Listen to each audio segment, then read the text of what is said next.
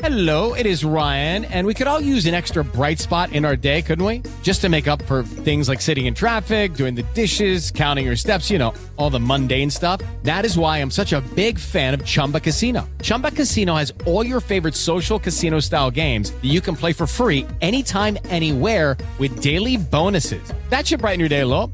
Actually, a lot. So sign up now at ChumbaCasino.com. That's ChumbaCasino.com. No purchase necessary. VGW Group. Void where prohibited by law. See terms and conditions. 18+. Tired of ads crashing your comedy podcast party? Good news. Ad-free listening on Amazon Music is included with your Prime membership. Just head to amazon.com/ad-free comedy to catch up on the latest episodes without the ads. Enjoy thousands of Acast shows ad-free for Prime subscribers. Some shows may have ads. The following is a snippet of an exclusive members-only podcast episode for our Patreon Chronicles Tifosi. Become a member at patreon.com/Serie A Chronicles for regular bonus episodes and content. I do want to speak about now Milan, because I think that this is a club that has been under a lot of pressure as well. Their manager, Stefano Pioli, certainly have. We went from calling Pioli, a man on fire, Pioli is on fire, to now being somebody who is, everyone is questioning whether or not he still deserves his place as the coach. He obviously didn't manage to win the Coppa Italia match, went into this match with just a teeny bit of pressure on him. And produce a wonderful performance. Milan in general were absolutely delightful to watch. It looked like they were in control. They obviously still had their moment where they switch off, conceded a penalty to Roma, but came back and scored a magnificent goal. There's a part of you that thinks, Theo Hernandez on the left is just that. It's just so powerful to have him back in the left as opposed to being a centre-back. Question marks over Leao, whether he's ever going to really be that guy that always comes through. But Giroud, 37 years old and still such a powerful presence up front. When you have that kind of player for you, you just kind of wish he was available for every single match.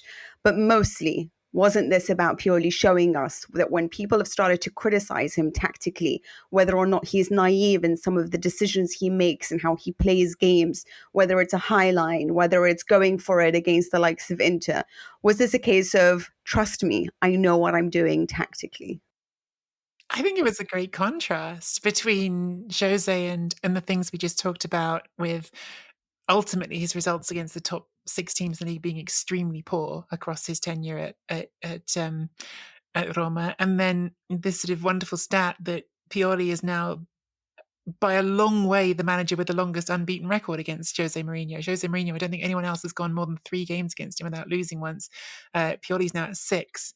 Roma came out and tried to attack a bit more than we've seen them do in other big games. They did try to play a more ambitious kind of football.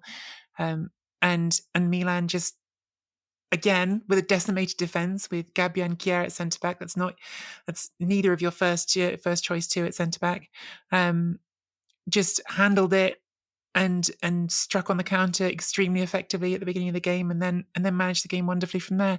I thought there was lots of really encouraging individual performances in this. I thought Adli obviously took that goal really, really well, and nice to see him coming through.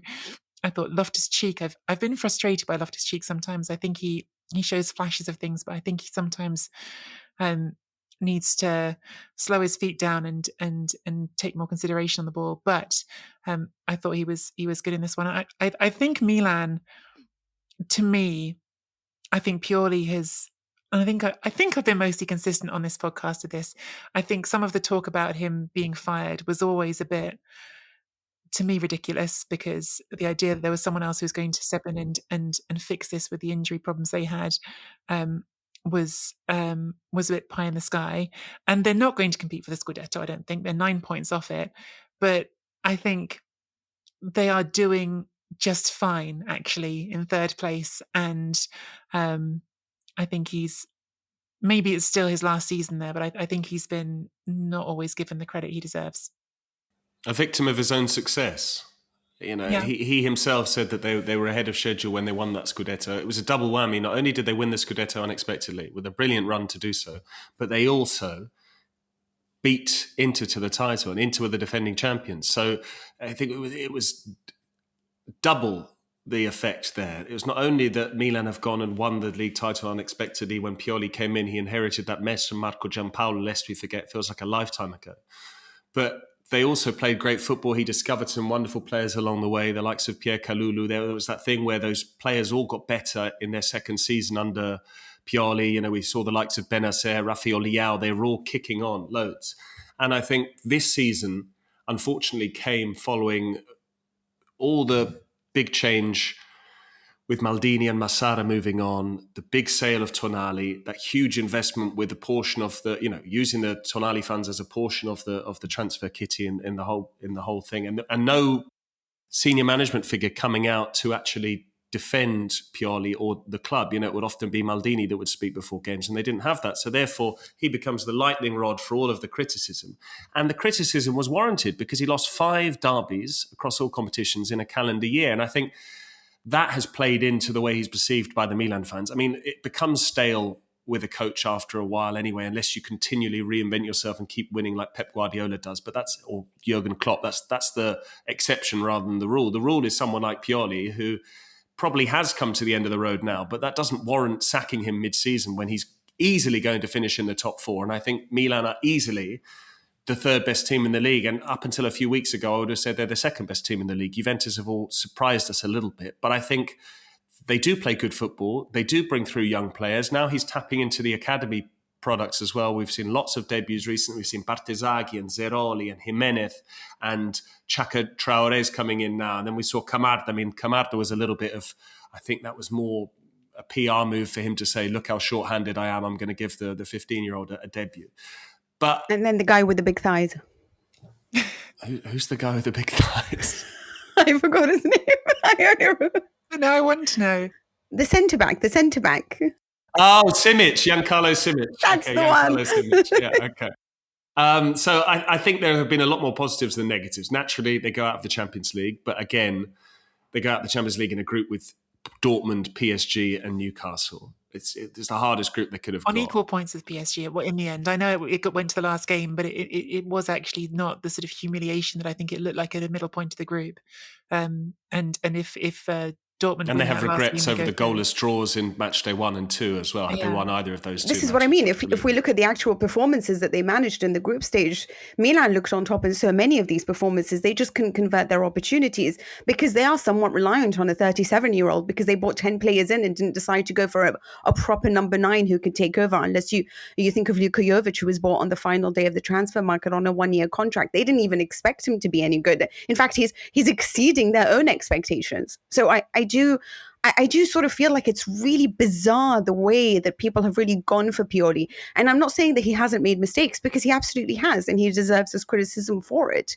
And I do question Leao's progression. Is he doing enough to sort of help Leao? Because I do feel that this is a player with so much talent and so much skill, and then I'm not seeing him to be developed day in to the extent that, for example, Lautaro Martinez has, as an example. And so I do question these things. But for Pioli, every time something's gone wrong, like when he's lost Magnan for a long period of time, for example, last season, and had to switch to a 3-man back line and find a way for Milan to still be effective. He lost Kessie, and then he lost Tonali, and then he lost Benacer, and still create a whole new midfield and still found ways to push it through.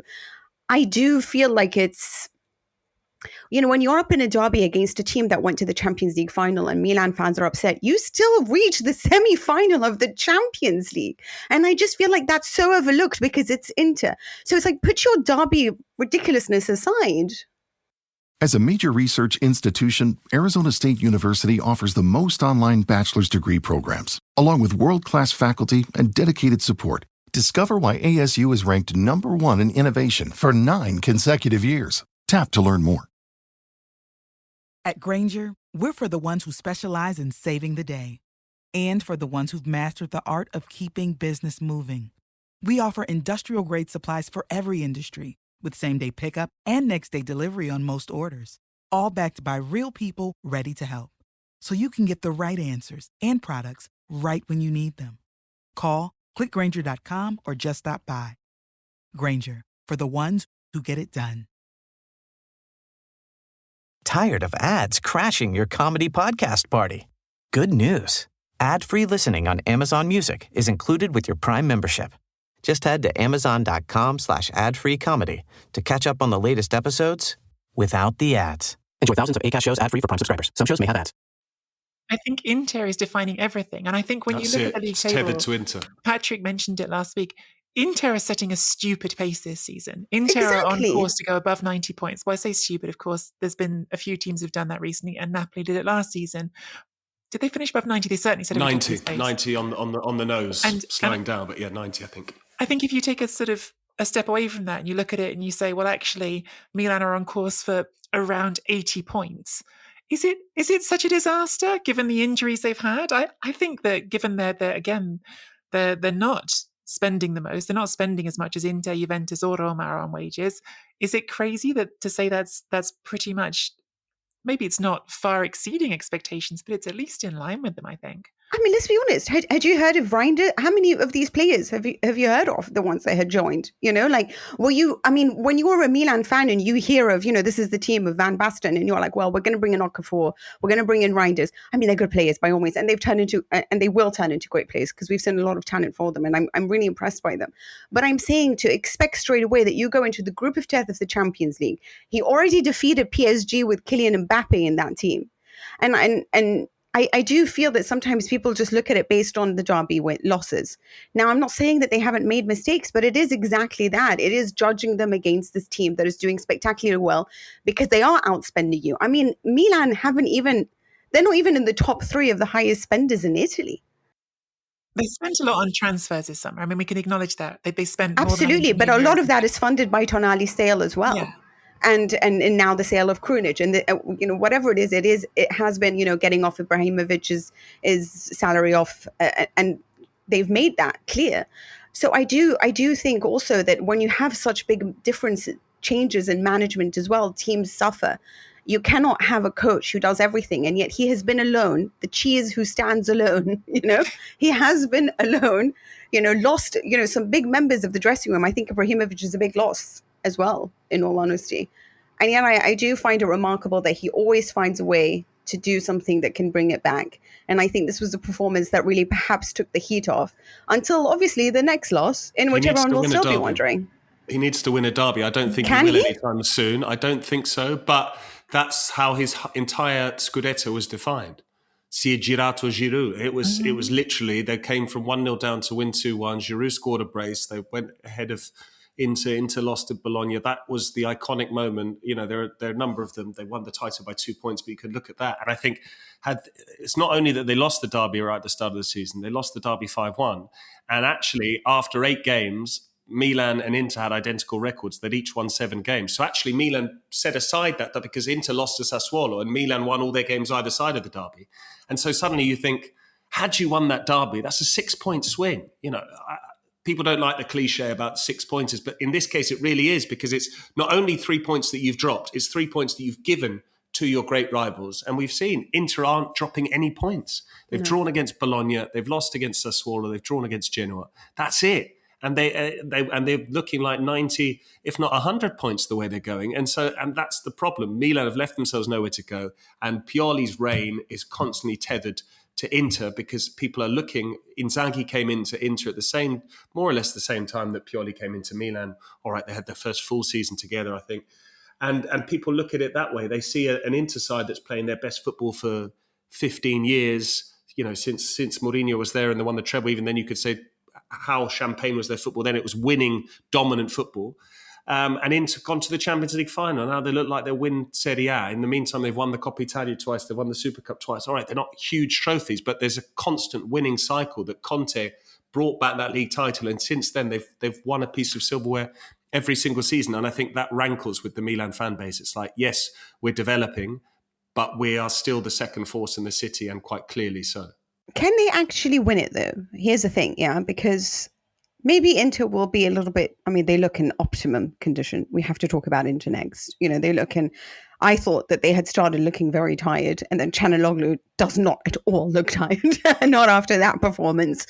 But is there a possibility that, after going to Saudi Arabia, that they might just be, that bit more tired and somehow come back, and then Milan do a little bit of a Juventus and just park a bus somewhere, and there's a possibility of getting a 1-0 victory? Is that everything's possible, right? Everything's possible. Injuries happen, form changes. To me, the reason the league looks beyond them is because it's not just Inter, it's also... Head to SerieAChronicles.com/Patreon now and subscribe to the Chronicles Tifosi Patreon membership with a free 7-day trial. Get early access to every full-length episode and voice note before the rest of the world. Plus, all episodes are 100% ad-free. And you get bonus Patreon-only exclusive episodes, video episodes, and behind-the-scenes extras. Also, be sure to join the new chat community in the Patreon app and chat with fellow subscribers. Sports Social Podcast Network. With Lucky Land Slots, you can get lucky just about anywhere. Dearly beloved, we are gathered here today to... Has anyone seen the bride and groom? Sorry, we're here. We were getting lucky in the limo and we lost track of time. No, Lucky Land Casino, with cash prizes that add up quicker than a guest registry. In that case, I pronounce you lucky. Play for free at LuckyLandSlots.com. Daily bonuses are waiting. No purchase necessary. Void where prohibited by law. 18+. Terms and conditions apply. See website for details.